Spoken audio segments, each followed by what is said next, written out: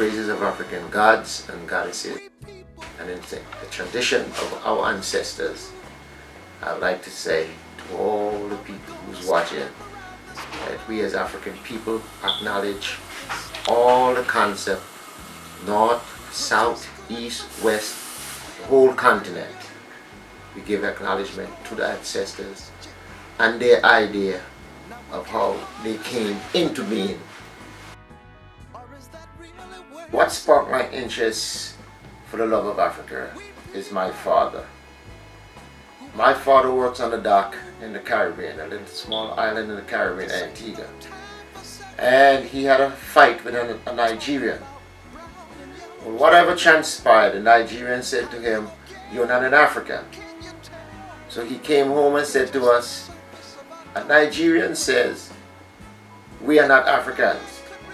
So anybody in here say they're African will have to leave." So I say, I'm the only one who asked him a question. I say, well, why are you going to make a Nigerian or one individual tell you who you are or what you are? Who gives him the authority to do that? And that's what sparked my knowledge for the love of Africa.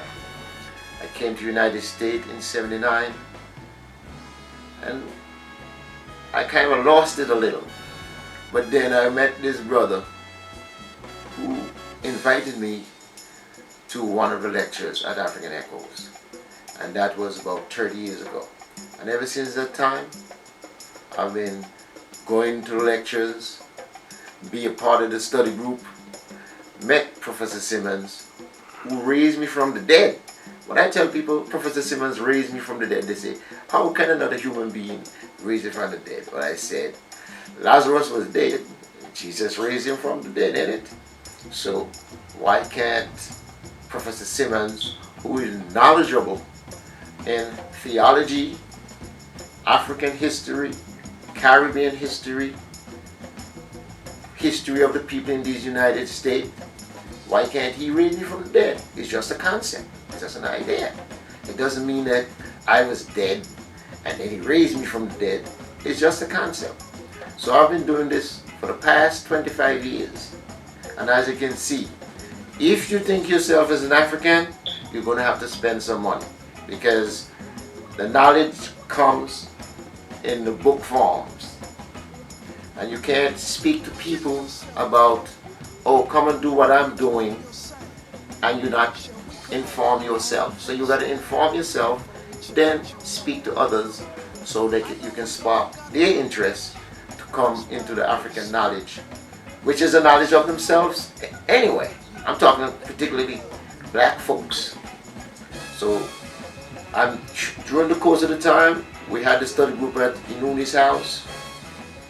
And now that you guys are here, it's at Trust House. And I've been knowing these guys for over 25 years. And we've been going strong. And I try to tell people every day, if you want to know something or learn something, they can come to the study group. I always promoting the study group. Come to the study group. They say, oh, well, you're studying the same thing over and over. I say, no, every day you find something new. So you just don't come and you may hear something from one of the guys or girls in the study group. And you learn something. So it's always fresh. We just don't stick an African history, Caribbean and American history. We do the history of all black people in antiquity and contemporary. And you don't need no embellishment. There's enough history in Africa where you don't need to embellish. It's there. Like one of my brother was a better Israelite. I said, why did you leave Africa?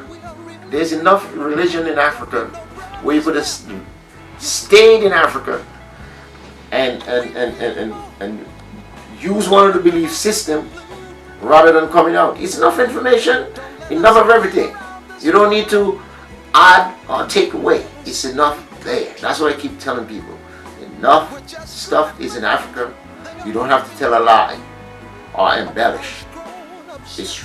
It's concrete evidence to prove to the rest of the world Yes, civilization starts in Africa. Man was born in Africa, and all that. So you don't need to confuse anyone. It's basic. Just basic knowledge that will help you along the way. And most of the time you have to fight with either a lot of the brothers or a lot of the sisters. Not even some white folks. It's the brothers and sisters who you're trying to get them out of this bondage that you're fighting with. And it's right there. Plain as daylight. So like I said, come to the study group. You will learn something, and you can teach someone something that you learned from the study group. Not necessarily like Trust and Prophecy like to say. Yes, come to the lectures is good.